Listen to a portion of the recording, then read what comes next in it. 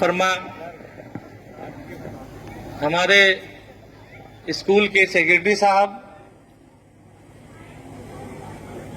हमारे सरपरस्त मोहम्मद अकील अब्बासी साहब, बड़े भाई डॉक्टर बख्तियार उस्मानी साहब, बड़े भाई जहीर अहमद खान साहब, हमारे बड़े मोहम्मद कामिल उस्मानी साहब और यहाँ पे तशरीफ फरमा हमारे खुसूसी दावत पर तशरीफ लाए इस स्कूल के सभी मेहमान। आज 26 जनवरी के मौके पर हमारी दावत पर अपना कीमती वक्त निकालकर हमारे बच्चों की हौसला अफजाई करने के लिए आप यहाँ तशरीफ लाए। हम दिल की गहराइयों से आपका शुक्रिया अदा करते हैं।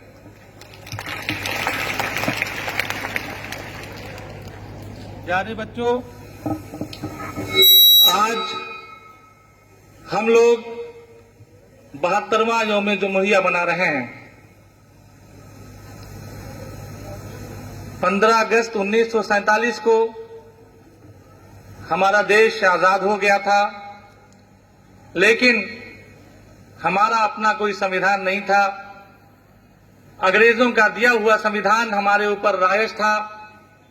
आजाद होने के बावजूद कहीं ना कहीं हम लोग अंग्रेजों की गुलामी कर रहे थे।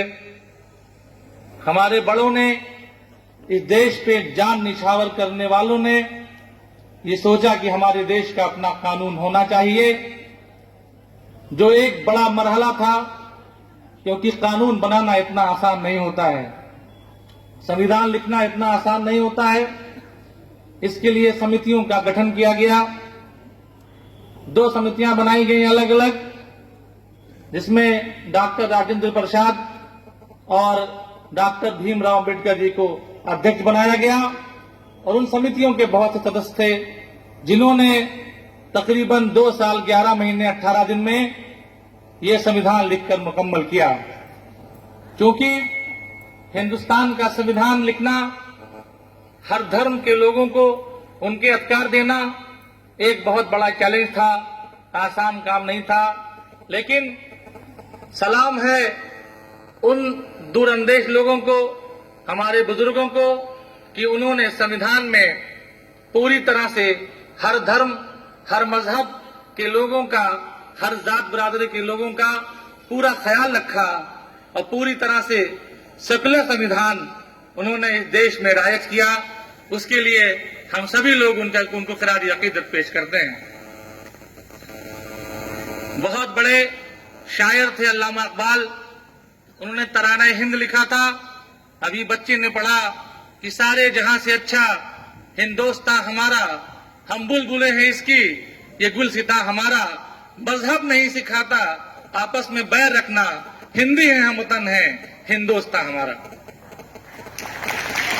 बेटा, यही पैगाम अपने सीने में बसाना है।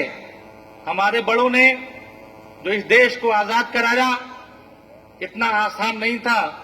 आज हम लोग आजाद हिंदुस्तान में सांसें ले रहे हैं तो हमें गुलामी का अंदाजा नहीं कि गुलामी की अजियतें क्या होती हैं। हमारे बड़ों ने इस देश को आजाद कराने के लिए बहुत सी मुशक्कतें झेली, अपने जानों की कुर्बानियां दी, कई सालों तक जेलों में कैद रहे। उसके बावजूद उन्होंने हिम्मत नहीं हारी और हिंदू और मुसलमान, सिख और ईसाई, इस देश के हर धर्म के लोगों ने जब एक साथ कंधे से कंधा मिलाया तो ये देश आजाद हो गया और अंग्रेजों को ये देश छोड़कर भागने पे विवश होना पड़ा। बेटा, ये बात समझने की जरूरत है कि आज अगर हमें धर्मों में और फिरकों में बांट दिया जाएगा तो हम फिर कमजोर हो जाएंगे। हमारे देश के दुश्मनों को मौका मिल जाएगा हमें कमजोर करने का। जैसा सबको पता है कि अंग्रेजों की चाल थी, हमारे देश के दुश्मनों की एक चाल थी कि उन्होंने हमारे देश को आजाद होने से पहले ही हमें बांट दिया था। 15 अगस्त 1947 को हमारा देश आजाद हुआ लेकिन उससे एक दिन पहले 14 अगस्त 1947 को एक नया देश पाकिस्तान बना दिया गया था। हमें ये समझना चाहिए कि फिर उसी तरह की फिजा बनाई जा रही है, हमें उसे कामयाब नहीं होने देना है। मैं किसी का नाम नहीं लेना चाहता हूं। हर धर्म में, हर फिरके में, हर जगह पे हर तरह के लोग होते हैं, उसमें अच्छे भी होते हैं, बुरे भी होते हैं। हमें यह समझना चाहिए कि कौन हमें अच्छाई की तरफ बुला रहा है, कौन हमें अच्छी बातें बता रहा है और कौन हमें बुराई की तरफ ले जा रहा है, यह समझने की बहुत जरूरत है। बेटा, हमारा देश एक धर्मनिरपेक्ष देश है। हमारे संविधान ने हमें ये अधिकार दिया कि हम अपनी जिंदगी कैसे गुजारेंगे, हम क्या खाएंगे, क्या पहनेंगे, किसकी पूजा करेंगे, किसकी इबादत करेंगे, ये में हमारा अपना अधिकार है और हमारा संविधान हमें इस चीज की आजादी देता है।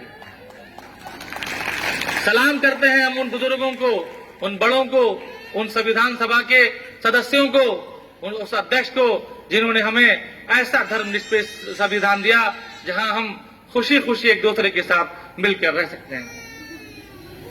बेटा, ज्यादा कुछ नहीं कहना, वक्त भी काफी हो गया है। तुम लोग बहुत देर से बैठे हो। हमारे बच्चों ने काफी अच्छा प्रोग्राम भी किया। अभी बच्चियां एक नाटक कर रही थी जो है एक बालिकाओं के ऊपर, बालिकाओं की शिक्षा के ऊपर, बेटी बचाओ बेटी पढ़ाओ। बहुत अच्छा नाटक किया, दिल खुश हो गया। और ये वक्त की जरूरत है, इस तरह के पैगाम इस मुआशरे में आम होने चाहिए कि जितना हक पढ़ने का लड़कों का है उतना ही हक लड़कियों का भी है।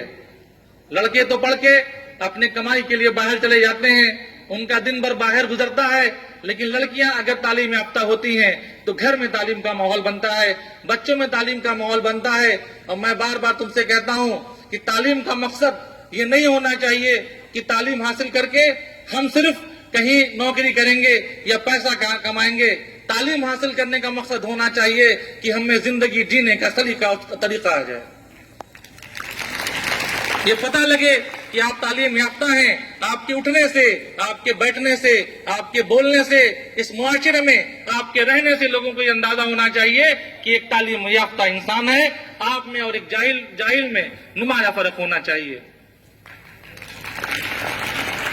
बेटा, वक्त चूंकि काफी हो चुका है, कहने को बहुत सी बातें हैं जो यहां से कही जा सकती हैं, लेकिन सिर्फ अपनी बात खत्म करते हुए एक पैगाम देना चाहता हूं। यहां से एक पैगाम लेके उठना कि हमें कोई भी कितना भी भड़काए, हमें कोई कितना भी बहकाए, लेकिन अपने उस धर्मनिरपेक्ष संविधान पे अटल रहेंगे। हम किसी भी हाल में धर्म के आधार पर, जात के आधार पर, फिरके के आधार पर एक दूसरे से लड़ाई नहीं करेंगे। हर धर्म के लोग अपने धार्मिक आस्था के एतबार से पूजा करेंगे, इबादत करेंगे, ये उनका मामला है। लेकिन जहां देश के विकास की बात आएगी, जहां समाज के विकास की बात आएगी, वहां हम सभी लोग एक दूसरे के कंधे से कंधा मिलाकर खड़े रहेंगे। इस देश के विकास में, इस समाज के विकास में यही पैगाम लेके जाना है। और अगर तुमने इस पैगाम को समझ लिया तो तुम सच्चे तालीम याफ्ता हो, तुम सच्चे देशभक्त हो। बस यही पैगाम लेके जाना। मैं इन्हीं बातों के साथ अपनी बात खत्म करता हूं। जय हिंद, जय भारत, हिंदुस्तान जिंदाबाद, भारतीय संविधान जिंदाबाद।